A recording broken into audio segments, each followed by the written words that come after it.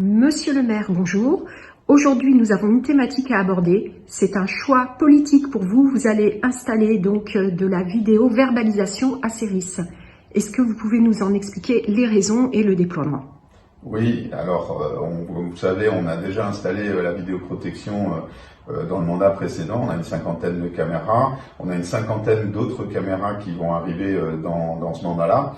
Et on s'est rendu compte qu'il y avait quelques zones qui étaient très complexes en termes de flux de stationnement sur trois quartiers principaux, le quartier de l'Hôtel de Ville, le quartier de Sarria qui est dans le bourg et la place d'Arléane où il y a un grand nombre de voitures qui parfois s'arrêtent, stationnent et restent un petit peu longuement. Et du coup, tous ces stationnements qui peuvent être un peu anarchiques, comme s'arrêter devant une boulangerie, se mettre en double fil pour aller chercher du pain, ça nous arrive parfois que ce soit des camions ou même des chauffeurs de bus ou de cars. C'est plus acceptable parce que ça engorge la ville et ça peut empêcher les pompiers qui sont juste à côté de faire une intervention ou éventuellement aussi toute la compagnie Transdev qui assure les transports en commun dans notre ville. On voit des bus qui parfois sont bloqués pendant 5 minutes à un endroit. Donc on a trouvé que c'était plus acceptable et qu'il fallait prendre des décisions. D'où l'idée de mettre en place ces 3 zones de vidéo-verbalisation. Alors ça consiste en quoi? Tout simplement, on aura des agents assermentés, donc des policiers municipaux, qui sont derrière leurs écrans et qui peuvent à tout moment verbaliser quelqu'un simplement en observant les faits, en les enregistrant. Ils dressent un procès verbal et la personne recevra une amende chez elle, comme si elle avait été interpellée ou arrêtée dans la rue. Alors on a décidé de faire ça, c'est pas agréable, mais il faut penser à la suite des opérations, la ville se développe, on aura de plus en plus de monde, il faut vraiment que chacun respecte les règles. Voilà. Donc on a souhaité le faire d'une manière à la fois, informative, mais aussi d'une manière un petit peu ludique au départ. Alors l'idée est venue d'une réunion publique où une dame m'avait interpellé en me disant que elle avait eu un PV parce qu'elle était arrêtée devant de la boulangerie de l'Hôtel de Ville et elle avait eu un PV à 35 € et elle m'avait interpellé en me disant que à 35 € la baguette ça faisait un peu cher. Et du coup on a gardé ce slogan, donc grand merci à elle. Ça c'est l'anecdote, en affichant sur toutes les zones de verbalisation des slogans que je peux vous montrer, que j'ai devant moi, qui sont les suivants.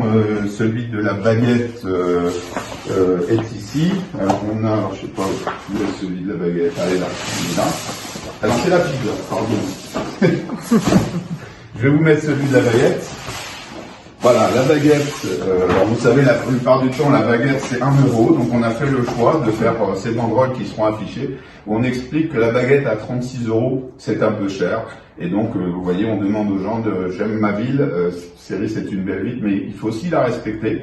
Donc voilà le type de slogan qu'on peut trouver, qui seront affichés à proximité des lieux de vidéo-verbalisation, qui sont aussi signalés à chaque fois par des petits panneaux entrée-sortie. On a la même chose, je vais vous montrer aussi. On a des problèmes aussi de circulation et de gens qui s'arrêtent pour prendre une pizza en se mettant en double fil alors qu'il y a une ligne blanche, par exemple dans le bourg. Et on va donc expliquer aux gens que la pizza à 50 €, c'est un peu cher parce que 35 € le PV de stationnement. Voilà, ça aussi c'est des slogans qui vont être affichés. On en a d'autres, il y en a 4 exactement. On a des stops aussi dans la ville, il faut les respecter parce qu'on a des accidents assez récurrents. Donc on explique que la vidéo-verbalisation permet de mettre un PV à 135 € quand on n'a pas respecté le stop dans ces zones-là. Voilà, et on explique que le SMS à 135 €, vous voyez, non c'est le SMS celui-là. Non c'est le stop, pardon, 3 secondes, oui. Voilà, c'est le 3 secondes. Pour gagner 3 secondes, c'est 135 €, ça vaut peut-être pas la peine. Et le dernier, c'est le SMS. Voilà, parce que le SMS au volant, c'est dangereux. Donc on explique aux gens que le SMS à 135 € aussi, on parle pas des points en moins sur le permis, parce que ça permet de mettre des points en moins. C'est un peu cher aussi. Voilà. Donc toute cette campagne, elle est faite vraiment pour que les gens soient plus raisonnables, respectent les autres aussi, parce que le SMS au volant, c'est accidentogène, on peut renverser un piéton parce qu'on ne l'a pas vu. C'est je m'arrête pas pour que au milieu de la route en mettant des warnings dans une ville, c'est inconcevable. et je dois être, disons, un acteur de la ville pour que tout se passe bien. Voilà en gros le principe de fonctionnement. Donc on va mettre en place ça d'une manière un peu préventive, mais on ne dit pas jusqu'à quand.